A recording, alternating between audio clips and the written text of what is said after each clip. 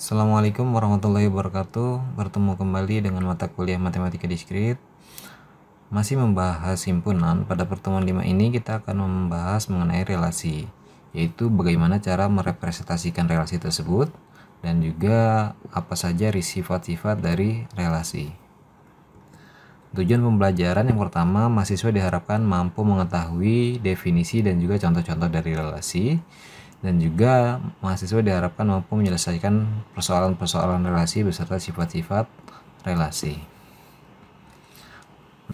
Nah, apa itu relasi?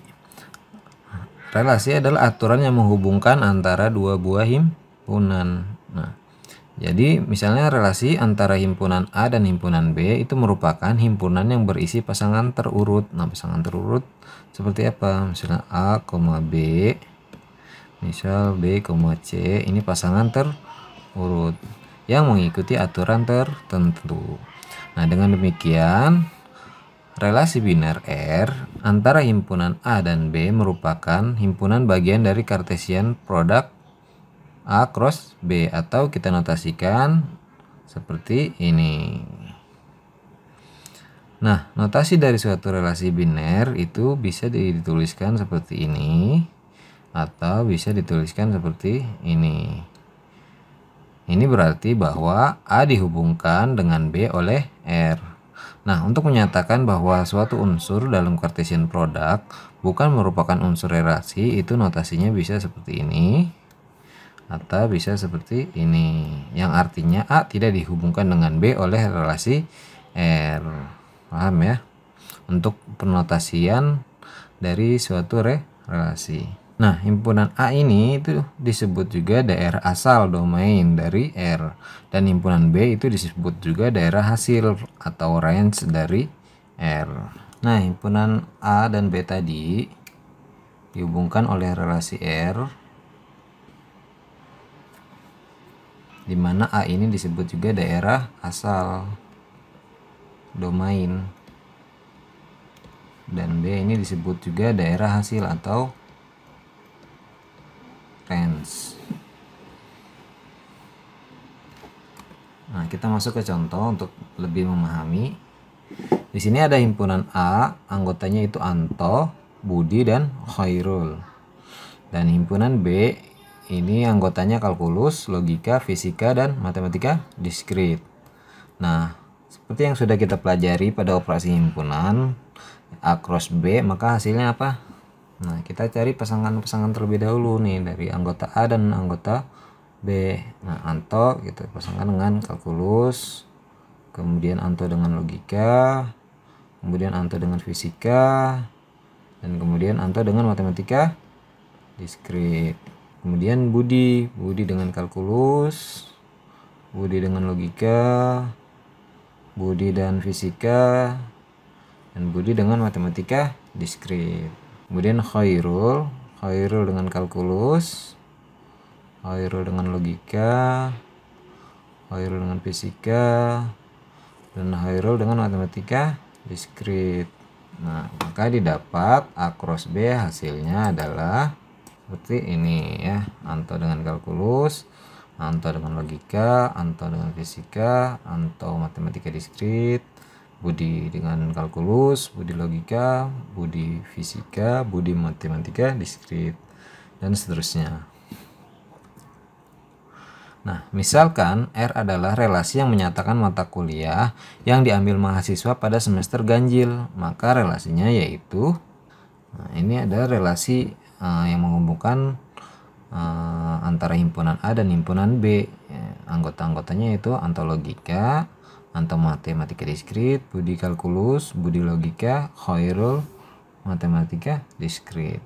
Nah, dari relasi ini maka kita dapat melihat bahwa himpunan relasi ini merupakan bagian dari Cartesian product dari A cross B. Nah, semua relasi yang ini itu ada pada hasil dari A cross B. Jadi bisa dikatakan bahwa R ini merupakan himpunan bagian atau subset dari A cross B. Nah, A ini itu dinamakan daerah asal. Nah, ini asalnya. Dan B itu disebut daerah hasil. Nah, untuk notasinya itu bisa dituliskan seperti ini. Antologika, nah, antologika elemen R atau anto R logika. Nah, antofisika ini bukan merupakan anggota dari himpunan relasi, maka antofisika bukan merupakan elemen dari R, atau bisa juga dinotasikan anto R fisika. Paham ya untuk penotasian dari suatu relasi. Kita bisa menuliskan atau merepresentasikan suatu relasi dengan pasangan berurutan atau dengan diagram panah, bisa juga dengan tabel, dengan matriks, dan dengan graf berarah. Nah, bagaimana merepresentasikan relasi dengan pasangan berurutan? Di sini ada contoh. A. Anto, Budi, Khairul. Kemudian himpunan B anggotanya kalkulus, logika, fisika, dan matematika diskrit.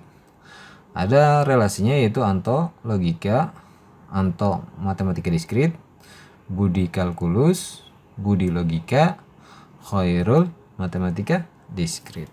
Nah, jadi relasi antara himpunan A dan himpunan B itu dinyatakan sebagai himpunan pasangan berurutan X, Y dengan X elemen A, nah, dan Y itu merupakan elemen dari B. Nah, jadi representasi relasi dengan himpunan pasangan berurutan ya seperti ini gitu. Pasangannya berurutan. Ada X, Y, X, Y. Dimana X ini tadi merupakan elemen dari A dan Y-nya ini merupakan elemen dari B. Paham ya untuk representasi dengan himpunan pasangan berurutan. Nah, kemudian cara yang kedua yaitu dengan diagram panah. Nah, pada contoh relasi yang tadi itu kita bisa representasikan relasinya tersebut dengan diagram panah seperti ini. Ini ada namanya daerah asal atau himpunan A. Ini himpunan B atau daerah hasil. Nah, ini daerah asal, ini daerah hasil. Nah, kita pasangkan Anto dengan logika, kemudian Anto dengan matematika diskrit, kemudian Budi dengan kalkulus, Budi dengan logika, Khairul dengan matematika diskrit. Nah, jadi merepresentasikan relasi dengan diagram panah itu bisa seperti ini. Paham ya? Nah, bagaimana cara merepresentasikan relasi dengan tabel sekarang? Maka kita buat kolom dan barisnya terlebih dahulu. Nah, di sini ada dua himpunan, himpunan A, himpunan B. Nah, kita tuliskan relasi yang ada pada himpunan A dulu. Nah, di sini ada Anto, Budi, Khairul. Kita tulis Anto, Budi, Khairul. Kemudian Anto pasangannya dengan logika, kita tuliskan. Kemudian ada matematika diskrit. Kemudian Budi dengan kalkulus. Kemudian Budi dengan logika, dan terakhir Khairul dengan matematika diskrit.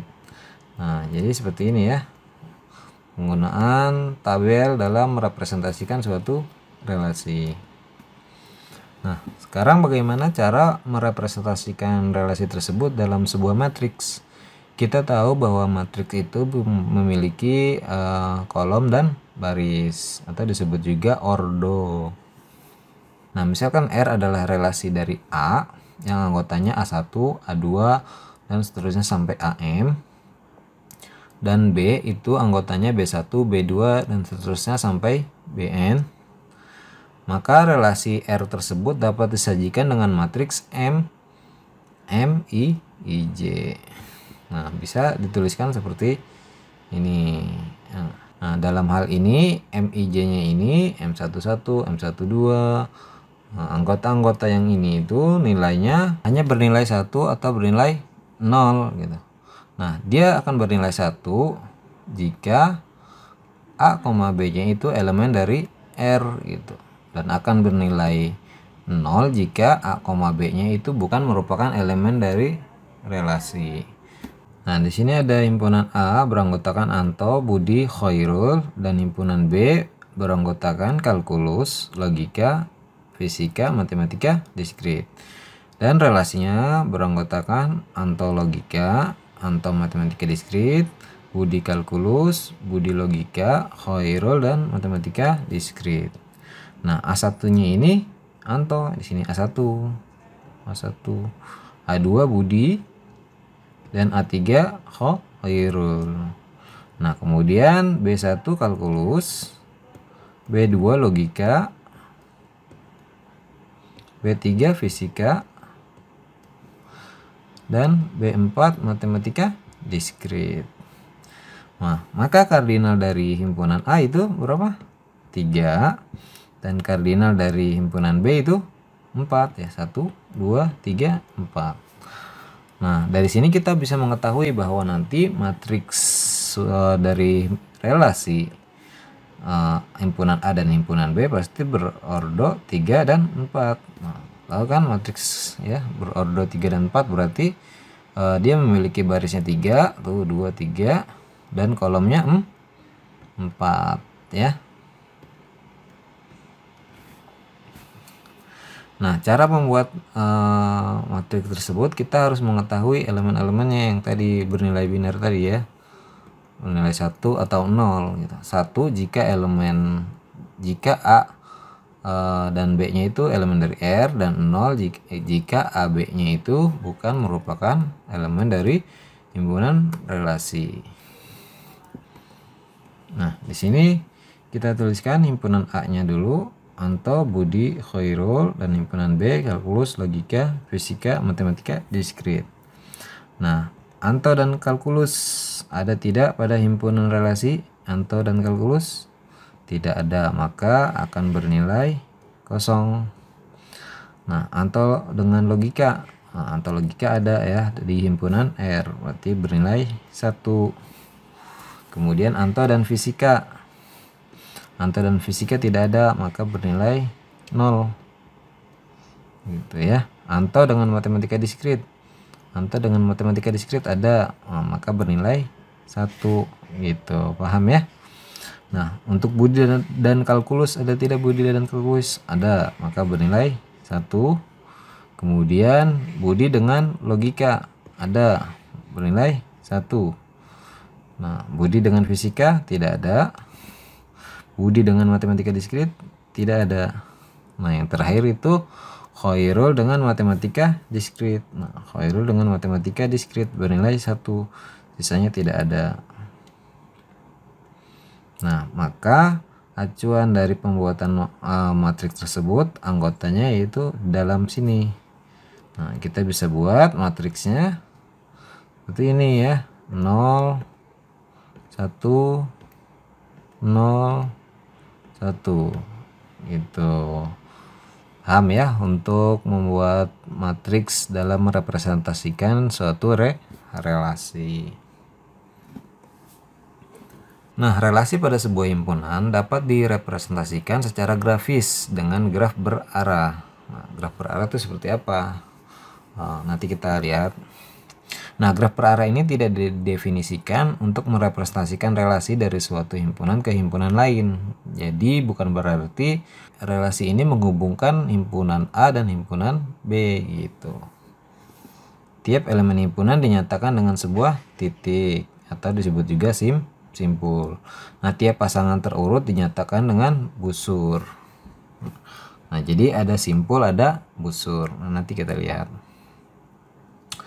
Jika A, B elemen R, maka sebuah busur dibuat dari simpul A ke simpul B. Simpul A disebut simpul asal dan simpul B disebut simpul tujuan. Pasangan terurut A, A dinyatakan dengan busur dari simpul A ke simpul A itu sendiri. Nah, busur semacam ini disebut juga gelang atau kalang. Nah, nanti kita lihat contohnya. Nah, misalkan ada relasi dari suatu himpunan yaitu beranggotakan AA, AB, BA, BC, BD, CA, CD, dan DB. Nah, ini merupakan relasi pada himpunan yang beranggotakan A, B, C, dan D. Nah, relasi R direpresentasikan dengan graf berarah seperti ini. Nah, ada 4 titik. Ya, titik-titik ini yaitu disebut juga simpul. Nah, tanda panah ini disebut juga busur. Kemudian kita lihat anggota yang pertama yaitu ada A. Berarti dari simpul A ke simpul A itu sendiri. Nah, ini yang disebut gelang. Kemudian ada AB, berarti dari simpul A ke simpul B gitu. Ini dinamakan simpul asal. Yang titik B ini dinamakan simpul tujuan. Kemudian ada B A, berarti dari titik B, dari simpul B ke simpul A gitu. Kemudian ada BC, berarti dari titik B ke titik C. BD dari B ke titik D. CA dari C ke A. CD dari C ke D. Dan DB, D ke B. Nah, jadi paham ya, ini merupakan graf berarah. Paham ya untuk merepresentasikan relasi dengan graf berarah. Nah, sifat-sifat pada relasi biner itu ada 4. Yang pertama bersifat refleksif. Yang kedua bersifat menghantar atau transitif. Kemudian ada bersifat setangkup atau simetris, dan bersifat tak setangkup atau antisimetris. Nah, kita akan melihat dan mempelajari contohnya dari masing-masing sifat relasi tersebut. Nah, suatu relasi bisa dikatakan bersifat refleksif itu jika anggotanya A, A itu merupakan elemen dari relasi tersebut untuk setiap A elemen dari himpunan A. Nah, relasi R pada himpunan A tidak bersifat refleksif jika ada A elemen A sedemikian sehingga A, A-nya bukan merupakan elemen dari relasi tersebut. Nah, ada ciri khusus yang bisa kita lihat pada relasi yang bersifat refleksif. Jika direpresentasikan dalam suatu matriks, maka diagonal dari matriks itu bernilai 1. Nah, itu menandakan bahwa matriks tersebut bersifat refleksif. Nah, pada graf berarah juga itu bisa ditandakan dengan adanya gelang pada setiap simpulnya. Misalnya ada 4 simpul, jadi masing-masing simpul itu ada gelangnya gitu.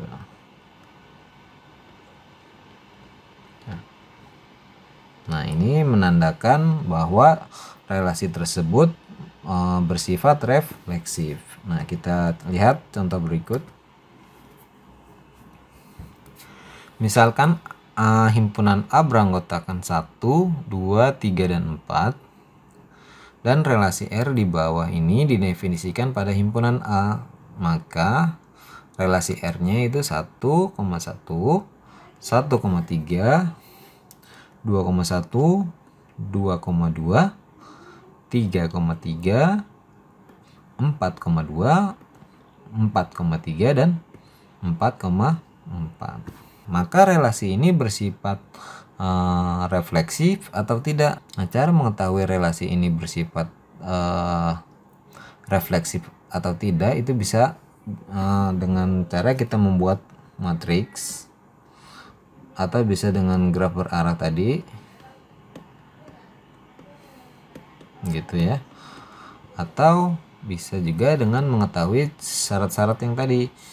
yaitu ada tidak di setiap relasi tersebut yang beranggotakan masing-masing dari himpunan A. Misalnya beranggotakan 1,1,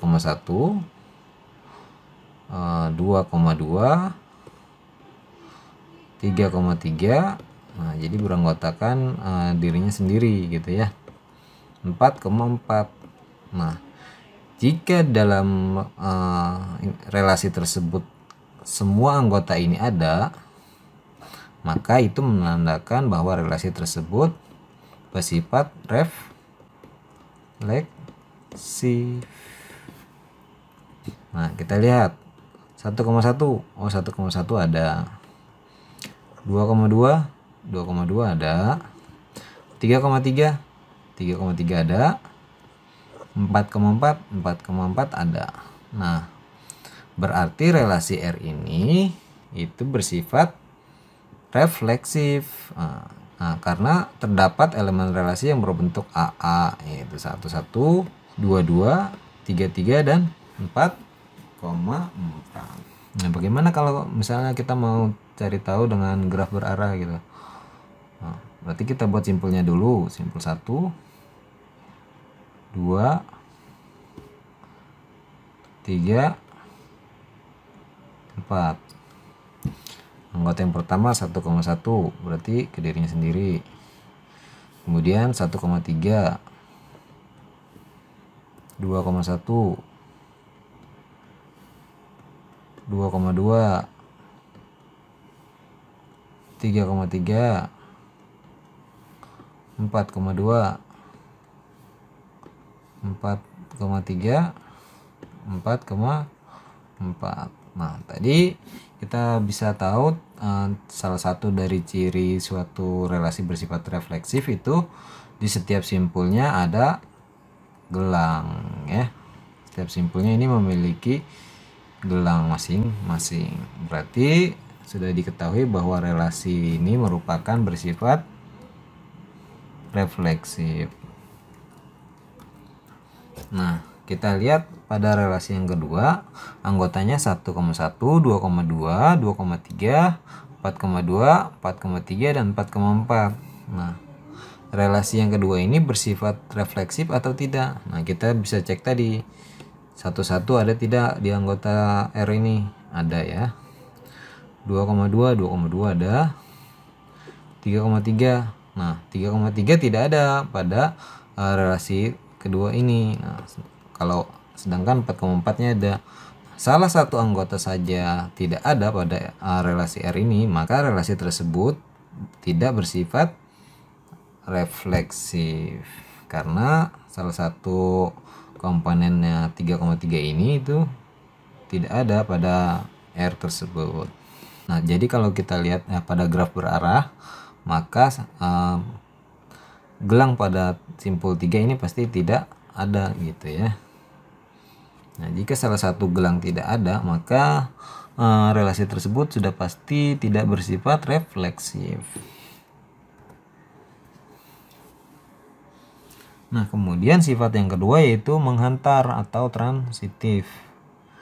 Nah, relasi R pada himpunan A disebut menghantar jika A, B elemen dari R dan B, C elemen dari R, maka A, C elemen dari R untuk A, B, dan C elemen dari himpunan A gitu.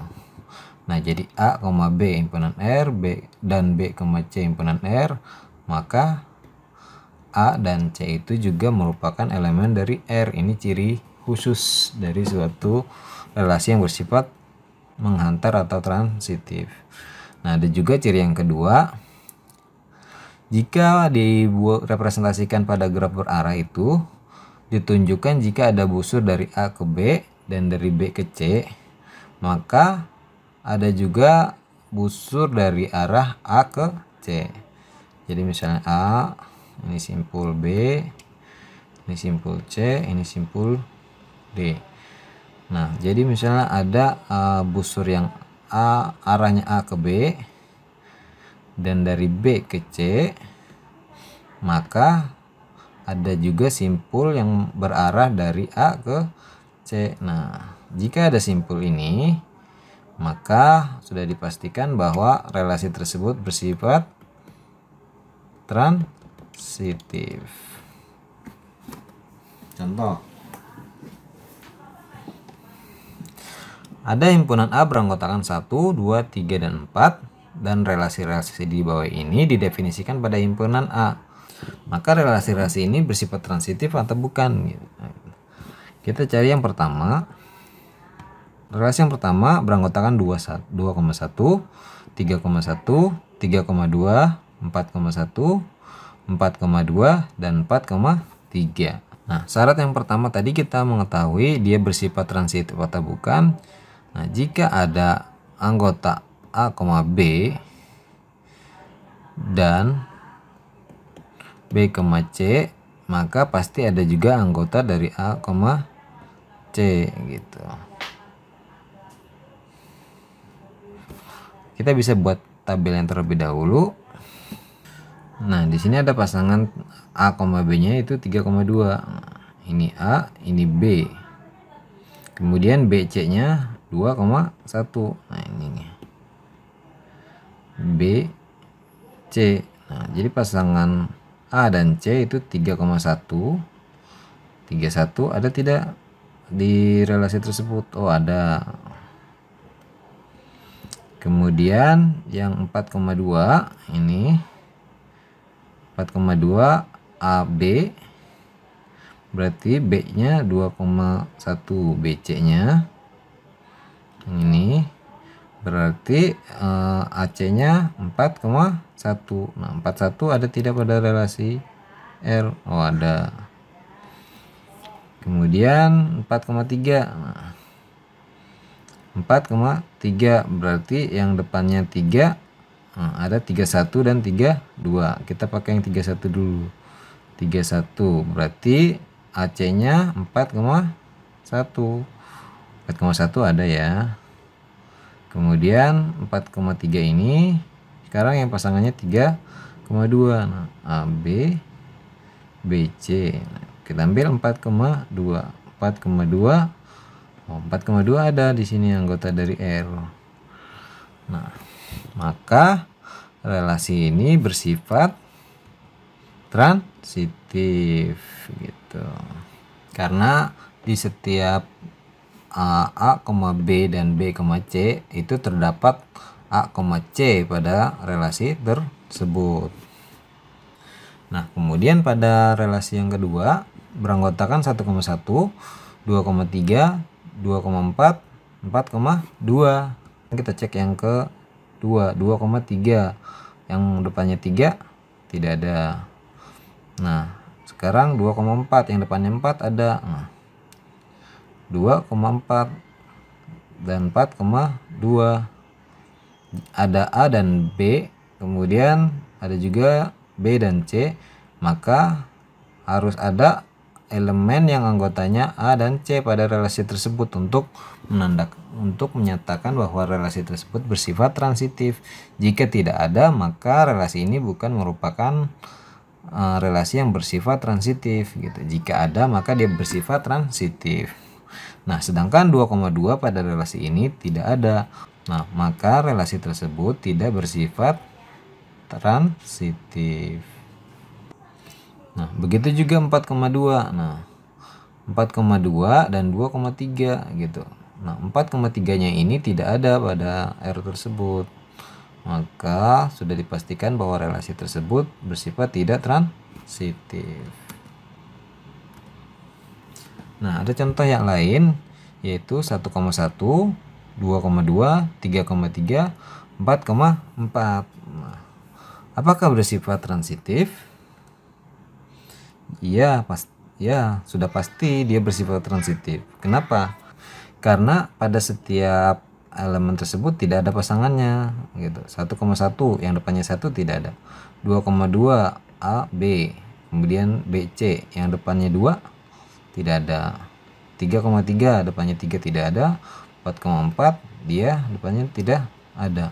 Nah, jika tidak ada pasangannya A, B dan B, C, nah, jika tidak ada ini, itu sudah pasti bersifat transitif.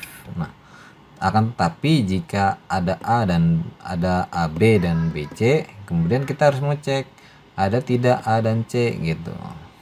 Kalau A dan C-nya ada, maka dia bersifat transitif. Tapi jika tidak ada, maka dia tidak bersifat transitif. Nah, sedangkan jika salah satunya nggak ada gitu ya, A, B, tapi B, C-nya nggak ada, itu sudah pasti sudah dipastikan bahwa relasi tersebut bersifat transitif. Nah, kemudian ada dua ini, ada dua anggota 1,2 dan 3,4. Ini juga tidak memiliki B, C-nya, maka dia juga bersifat transitif. Nah, sekarang himpunan yang terakhir ada satu anggota saja, apakah bersifat transitif? Ya, dia bersifat transitif ya, karena tidak ada B dan C-nya gitu. Paham ya untuk yang bersifat transitif. Nah, sekarang yang bersifat setangkup atau simetris. Nah, relasi R pada himpunan A dan B itu disebut setangkup atau simetris jika A, B elemen dari R, maka kebalikannya B, A juga merupakan elemen dari R juga gitu. Nah, ada juga ciri khusus dari matriksnya. Nah, jika direpresentasikan dalam sebuah matriks, maka bisa lihat masing-masing anggota di atas dan di bawah diagonalnya itu bernilai sama elemennya gitu ya. Ini bisa dikatakan bahwa relasi tersebut bersifat simetris.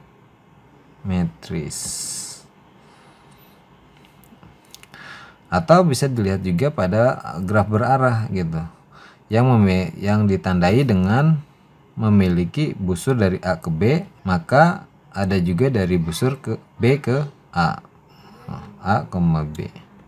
Nah, ini ada busur A ke B dan ada juga dari B ke A. Nah, ini bersifat simetris.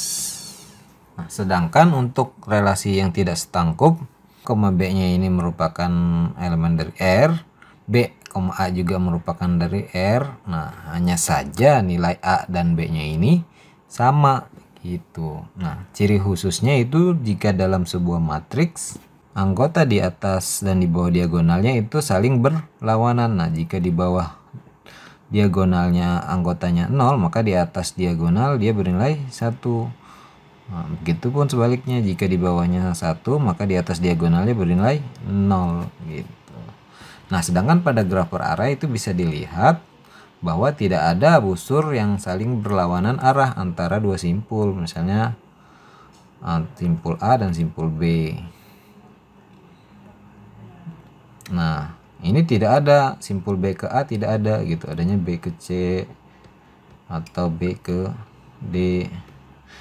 Nah, ini merupakan relasi yang bersifat anti simetris. Contoh, nah pada himpunan A yang beranggotakan 1, 2, 3, dan 4, kemudian ada relasi yang beranggotakan 1,1, 1,2, 2,1, 2,2, 2,4, 4,2, dan 4,4. Nah, apakah relasi tersebut bersifat simetris atau bersifat antisimetris? Nah, relasi tersebut bersifat simetris. Kenapa? Karena ada anggota A, B dan juga ada anggota B, A yang merupakan elemen dari suatu relasi. Nah, 1,2 A, B, maka B, A nya beranggotakan 2,1. Ada, kalau yang bernilainya sama 1,1 dan 2,2 itu tidak kita hiraukan ya, yang kita hiraukan hanya yang berbeda anggotanya gitu. 2,4. Nah, kalau dibalik 4,2 ada juga anggotanya. Nah, bersifat simetris. Sedangkan relasi ini bersifat antisimetris atau tidak? Nah, tidak. Kenapa? Karena nilai A, B ini ada yang tidak sama gitu, 4 ini. Nah, ini berarti relasi tersebut bersifat tidak antisimetris. Nah, sedangkan pada relasi yang kedua ini beranggotakan 1,1, 2,2, 3,3, 4,4. Apakah relasi tersebut bersifat simetris? Nah, 1,1 A, B, maka B, A-nya 1,1 juga ada. 2,2 B, A-nya pun tetap ya 3,3, 4,4.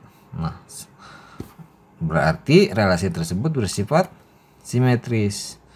Nah, nilai A, B-nya juga itu sama, A sama dengan B, maka relasi tersebut bersifat antisimetris juga gitu. Jadi relasi tersebut tidak hanya memiliki satu sifat saja. Nah, jadi kesimpulan yang kita dapat pada pertemuan ini, kita dapat mengetahui ada 4 sifat dari relasi, yaitu refleksif, kemudian ada transitif, ada simetris, dan antisimetris. Nah, cara mengeceknya itu bisa melalui kita mengetahui keanggotaannya, atau bisa juga dengan ciri khusus jika direpresentasikan dalam sebuah matriks, atau bisa juga kita lihat dengan tanda panah pada graf berarah yang ada pada relasi tersebut.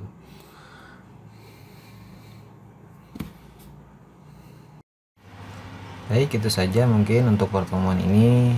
Mudah-mudahan apa yang sudah dijelaskan bisa dimengerti dan dipahami.